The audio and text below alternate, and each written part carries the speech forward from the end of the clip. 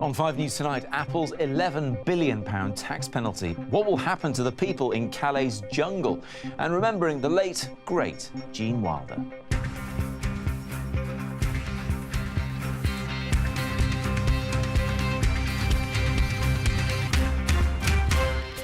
An £11 billion bite out of Apple's profits as the EU rules its tax deal with Ireland was illegal. The Calais migrant camp stays in France for now as officials vow closer cooperation. And come with me and you'll be in a world of pure imagination. As the world remembers Gene Wilder, I'll be talking to one of his Willy Wonka co-stars. Also tonight, I'll also be discussing the Paralympics and the rather unusual campaign to make sure the stadiums in Rio are full. Plus, starting school, the twin sisters who were born conjoined and their story of survival. It's a day that I never expected to happen, at some points. I never thought this far ahead. So it's amazing that they've come this far and they've done so well, really. Good evening, welcome to 5 News Tonight. I'm Matt Barbett. It is the biggest tax penalty in European history, and it's a staggering condemnation of the tax affairs of one of the world's biggest companies. Apple has been told it must pay the equivalent of £11 billion in taxes to Ireland. A 3-year investigation by the European Commission ruled their tax arrangements were illegal. Both Apple and the Irish government say they will appeal. Tonight, the White House has also weighed into the row, saying it's concerned by the ruling. Julian Drucker has the latest. Regularly voted the world's most valuable, most iconic brand, someone's about to take a big bite out of Apple. The European Commission has ruled it's been the beneficiary of illegal tax benefits. So it's been ordered to repay Ireland £11 billion. This decision sends a clear message. Member states cannot give unfair tax benefits to selected companies, no matter if they are European or foreign, large or small, part of a group or not. This is all about how Apple's foreign profits are routed through its headquarters in Cork. The Irish government says the maker of the iPhone and the Apple Watch paid the correct amount of tax. But now Ireland stands accused of pursuing foreign investment in an inconsistent and unfair way. Apple says this decision will be harmful to jobs that employ 6,500 people in the UK. But how did it end up in this situation? Let's ask Apple's very own virtual assistant. Siri, how much tax has Apple been paying? Give me a moment. Here's what I found on the web for how much does Apple pay in taxes. The standard rate of Irish corporate tax is 12.5%.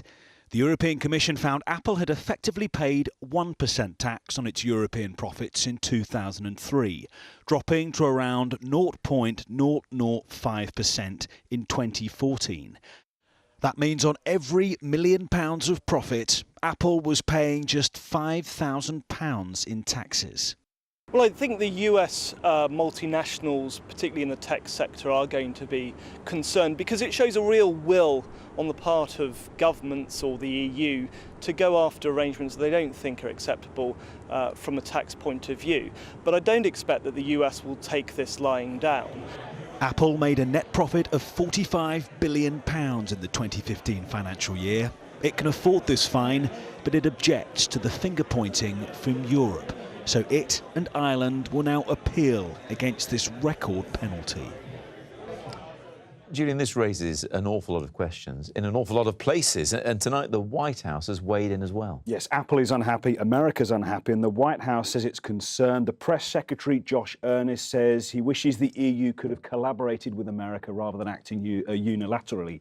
What is the big worry? He thinks that if Apple is weakened, then other big US companies could follow suit in being punished. He thinks the US giants essentially are being targeted because they have such deep pockets. It's a big number, big headline, but I'm sure that's not the end of it. So what happens next? It's such an unusual situation for Ireland. If they clawed back this money as they're being asked to, they could actually clear their finances, rebalance the economy. They don't want to do that, though. They're going to appeal because they think that this ruling means that they can't set their own tax rules. It infringes that. It wants to be seen as the best place in the world for people to do business. So this will go to the courts, and we will see Ireland versus the EU in the next few months or so. All right, Julian, thanks very much indeed. The Home Secretary Amber Rudd and her French counterpart have insisted they will not scrap the treaty that lets British officials carry out border checks on French soil. Some senior politicians in France say the deal has caused the build-up of migrant camps in Calais known as the Jungle. Instead, the two countries say they'll work even more closely together. Our political editor Andy Bell reports from Calais. It's another afternoon in the jungle and someone has just been stabbed. French police tend him where he lies. Eventually an ambulance will take him away. We don't know what happened to him. You would think no one would choose to stay in a place like this, but nearly 10,000 do because they're hoping to get to the UK. People like Akbar from Afghanistan, here 7 months and still trying.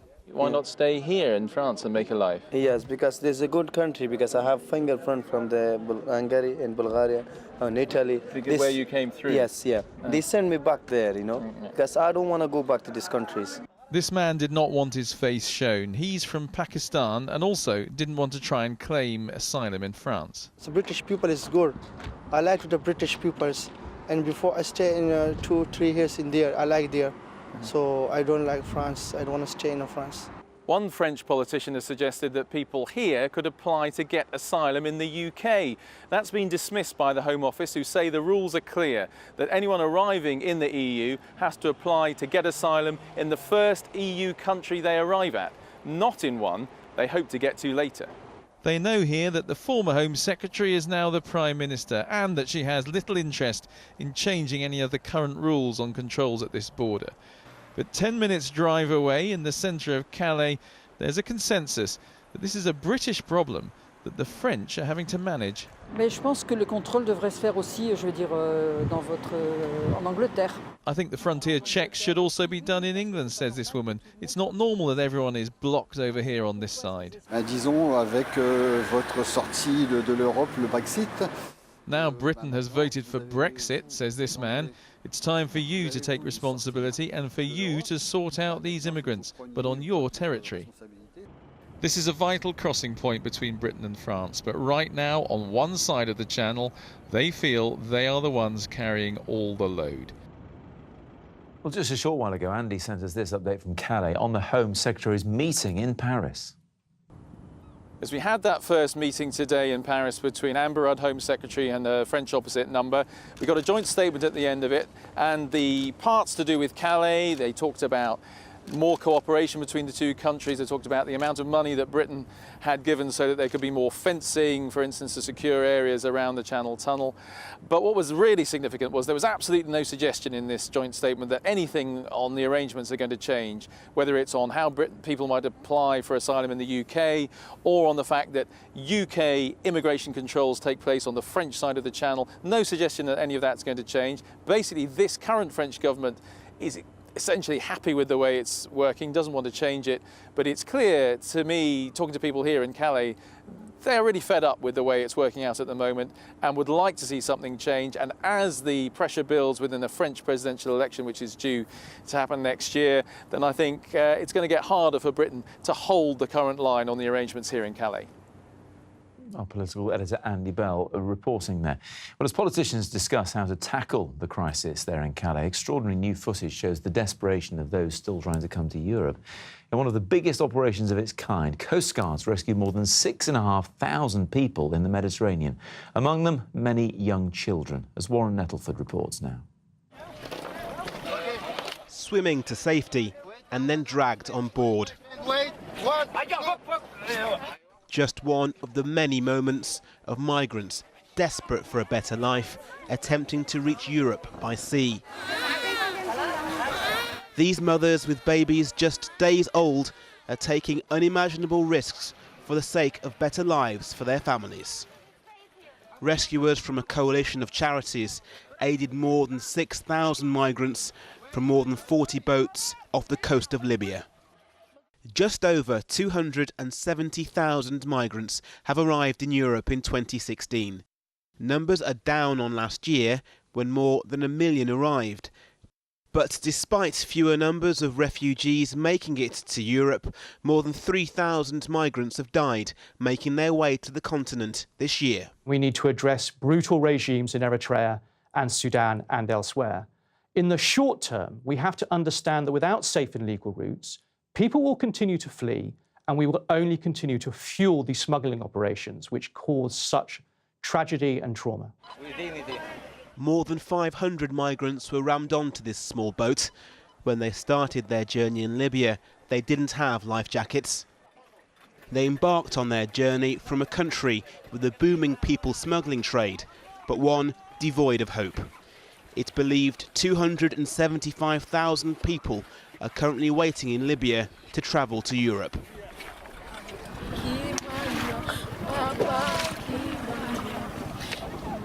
This is the sound of desperation. The experts say the boats will keep coming. Warren Nettleford, 5 News. A British man who was critically injured trying to save a young backpacker from a knife attack in Australia has now died. Thomas Jackson was stabbed as he tried to protect Mia Eilif Chung at a hostel in Queensland last week. She also died in the attack. A man is being charged with both their murders.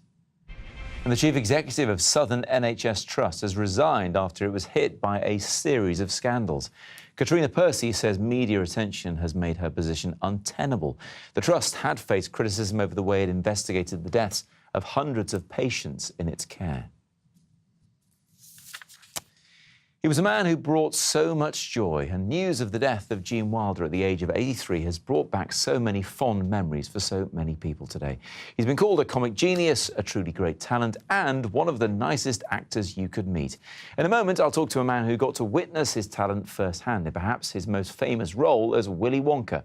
First, though, Simon Weiger looks back at his career, starting with that film. You're going to love this. Just love it. Many, many people will only know Gene Wilder as Willy Wonka, the Willy Wonka. He was just right, although Roald Dahl took some convincing. But Gene Wilder was so much more than the enchanting man who ran the enchanted chocolate factory. But under the right circumstances, a producer could make more money with a flop than he could with a hit. His comic talent shone through in The Producers. It was the beginning of a long partnership with the director Mel Brooks. Its high watermark came in 1974. Look at that. Steady as a rock. Yeah, but I shoot with this hand. The comedy western Blazing Saddles ensures you can never look at a proper western the same way again. Alive! It's alive! While Young Frankenstein does the same for horror. Mel Brooks has tweeted, Gene Wilder, one of the truly great talents of our time. He blessed every film we did with his magic, and he blessed me with his friendship. Stephen Fry said, farewell Gene Wilder, comic genius. Thank you for all those happy, happy hours. And this from Jim Carrey. If there's a heaven, he has a golden ticket. He's having a fit. See, he don't have his fit pills. He's got them. Gene Wilder was also known for his double act with Richard Pryor, and although he was a comic actor, he said he disappointed fans who expected to meet a comedian. What a comic, what a funny guy, all that stuff, and I'm not.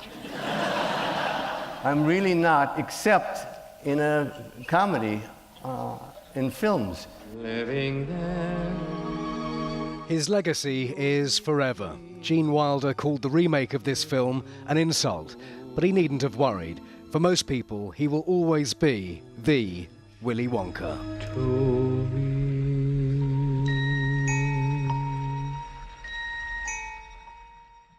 Simon Weiger reporting there. I'm joined now in the studio by Rusty Goff, who played an Oompa Loompa alongside Gene Wilder on Charlie.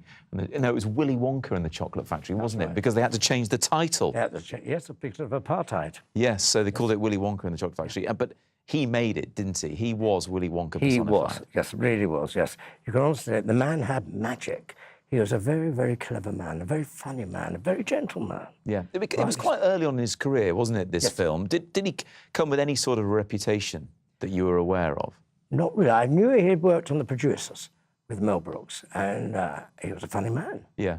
But it was such a pleasure to know and work with the guy. My first ever movie. And there you are with him. Wow, there I am, yes. Tell us, Young. he ad-libbed a lot of the film as well, didn't he? And he whispered something in your ear which caught you by surprise. Yes, he Tell us did. that story. He called me up to take one of the parents away to look for their child, and he's supposed to have just whispered in my ear, and I could see a glint of his eye. I thought, oh dear. He bent down and he said, "Who the hell are you?" And it just caught you by surprise. Yeah, it got. And he did a lot of that with the kids in it, Yes, didn't he? I he mean, did. people who've seen this film many times, me included, and now I've shown my own children, they've been pretty scared by it. They'll remember that scene in the boat where it's pretty sinister, to say the least. Very bit dark. Yes. But he caught them by surprise with it. Way of knowing. Yeah, exactly. Another ad-lib. Yeah, he just did it all to capture, well, their imagination, their attention. They had no idea what he was doing. Not at all. And the other thing to mention, Rusty, today is, and many people have said this who worked with him, that it would be wrong to be sad about his passing. Why is that? Exactly, because I don't think he will want it. He wants to be known as a very funny actor. Yeah. A lovable man. He was. Not to be sad about Gene. All these movies, funny. You look at him. It was a funny face without being makeup or anything else. He could laugh, speak with his eyes. He had that physical comedy, like we saw with Tommy Cooper and people like that. Yes. He was just funny to watch acting. Yeah, funny man. Did you carry on watching his films through the 80s? Did you get to see him again after making No, unfortunately, I didn't. I would love to have done. When he was working in London on a play, I tried to get to see him, but I was working. I couldn't get there, unfortunately. Frustrating, because we hear that he just derived so much pleasure from making other people laugh. He did. Clever man. Very clever man. Genius. And I love that film. And if anyone hasn't seen it, it's well worth getting out. You're going to watch it again in memory? Pardon? In memory of him, you're going to watch In memory of him, yeah. Get out the dust off the DVDs, watch it, yeah. Rusty, many thanks indeed for coming and sharing your memories of Gene Wilder, who's died at the age of 83. Still to come on 5 News Tonight. Why are women more likely than men to be misdiagnosed after heart attacks? Plus, the twins who are born conjoined prepare for their first day at school. We'll see you after the break.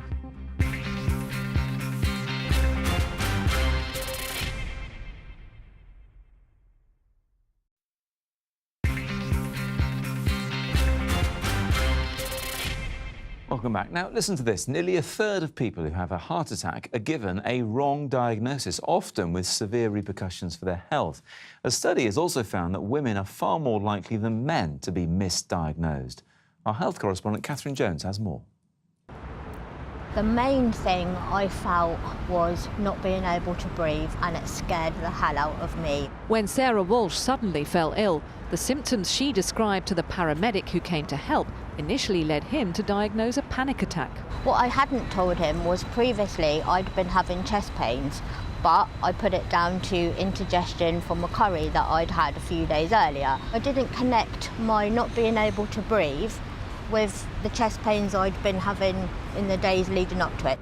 Thankfully, the paramedic and Sarah's husband Keith were still with her when her condition dramatically worsened. I then went into cardiac arrest, and that was when my poor husband had to step in to help resuscitate me.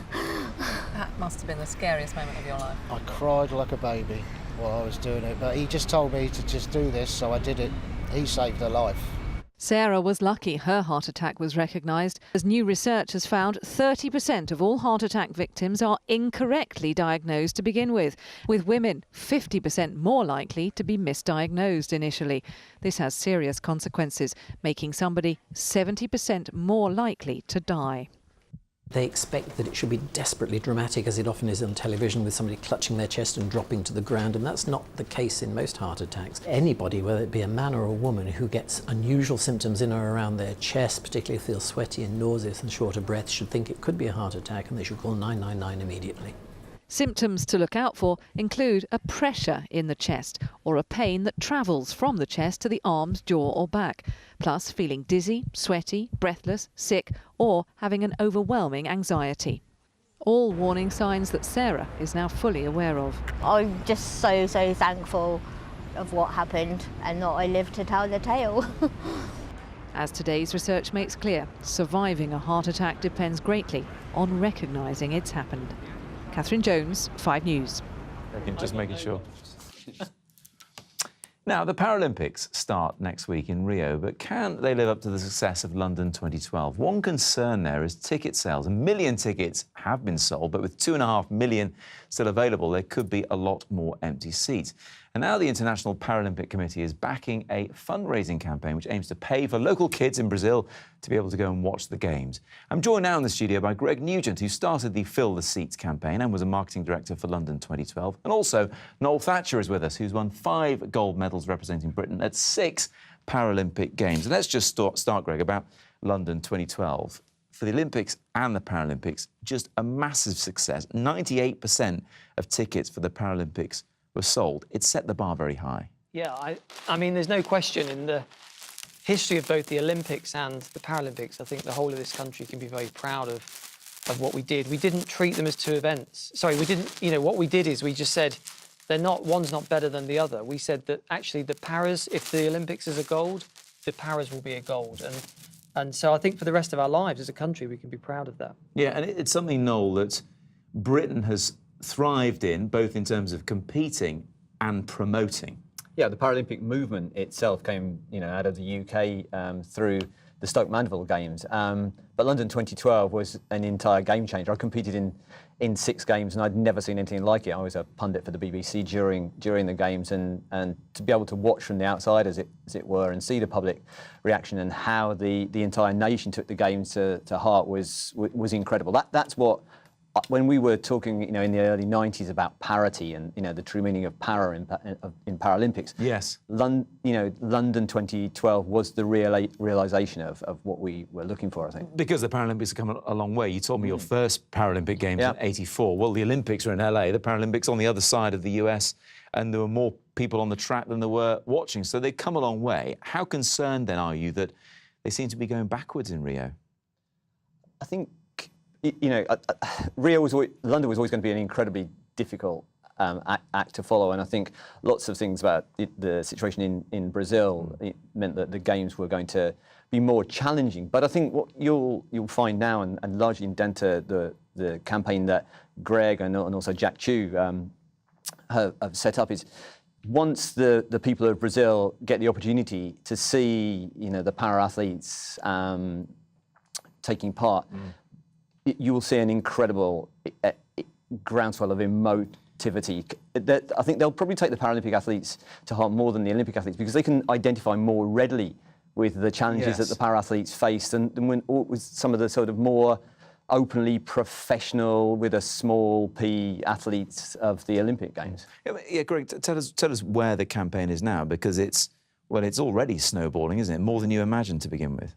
So we all watched the Olympics and the sport was incredible. But the truth is the missing ingredient was the people in the stadium that make the atmosphere happen. And I mean, we always believed that if the stadium roared, I mean, Mo Farah always used to talk about this roar that went all the way around the stadium. Same for Johnny Peacock. The only chant in the Olympic Stadium before West Ham got there was about Johnny Peacock. It wasn't about Usain Bolt. So we always thought the roar would raise the bar for the athletes. And the truth is, we were sat in a pub, like you do, and we said, look, rather than point fingers and tell them that they're not as good as London, how can we help? So our original idea was, could we send a school or a class or an assembly? Yeah. Could we crowdfund? Small, feasible idea. It was $1,000 to start. It became $5,000 overnight. Where's that at now? It's at $125,000. So it's going up and up and up. Even so, funding kids or people to fill those seats in Brazil, I mean, a great idea, and congratulations on the success so far. But does more need to be done? Chris Akabusi was sitting where you are a couple of weeks ago and saying, why not just run the Olympics and Paralympics at the same time? You run on the track, then Usain Bolt runs on the track, and then, Other people run, Johnny Peacock runs on the track, that sort of thing. I'm going to go out on a limb here and ask to answer this question, if I may. I don't necessarily think that the Paralympic Games or the Paralympic movement needs the Olympic Games to validate it as an amazing global sporting event. And I think in some respects, running them together, you'd lose some of the non-sporting potential of the Paralympic Games.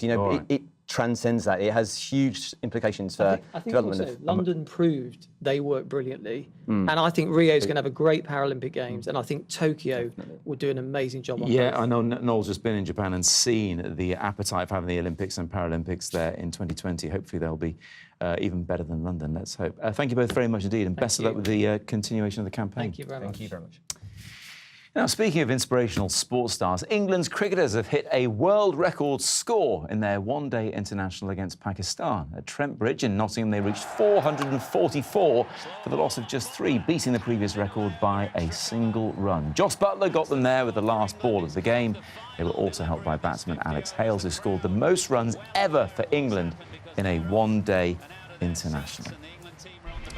Wayne Rooney says he'll retire from international football after the next World Cup. He made the announcement shortly after being named England's captain by the new boss, Sam Allardyce. Rooney made his debut in 2003. By the end of Russia World Cup in 2018, he will be 32 years old. Now, when twin 4-year-olds Rosie and Ruby Formosa start school next month, their parents will be filled with pride, and for very good reason. They were born conjoined, and doctors feared they wouldn't survive at all, let alone the operation to separate them. Now, though, they're very excited about their first day, and don't they look it, as Danny Sinha reports. Rock, paper, scissors, shoot. Rock, paper, scissors, shoot. Just 4 years old, these amazing little girls survived against the odds.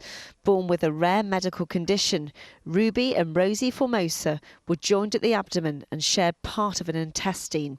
But now they're sharing another milestone as they prepare to start school, joining their big sister Lily. I'm really excited to go to school. Their mother Angela thought she'd never see this day, now thriving. But 4 years ago, they had emergency surgery to separate them the day after they were born. Doctors had originally planned to operate on them when they were a couple of months old. But an intestinal blockage made it an emergency. It was a really scary time, and everything was unknown. So we just didn't know what was going to happen. It was just all unknown. Everything was up in the air. It was really scary. These little tots spent 5 hours in the operating theatre, which allowed them to live separately. But it was touch and go as the surgery carried huge risks. But now look at them. It's come around so fast, and it was a day that I never expected to happen, at some points. I never thought this far ahead. So it's amazing that they've come this far, and they've done so well, really. It's likely the twins will need more treatment in the future. It's been an amazing journey for them so far, and they can barely contain their excitement as they prepare to start school. Danny Sinha, 5 News. And that's it from us for now. Sean Welby's here with the weather next, of course. For now, thanks for your company. See you again tomorrow. Bye-bye.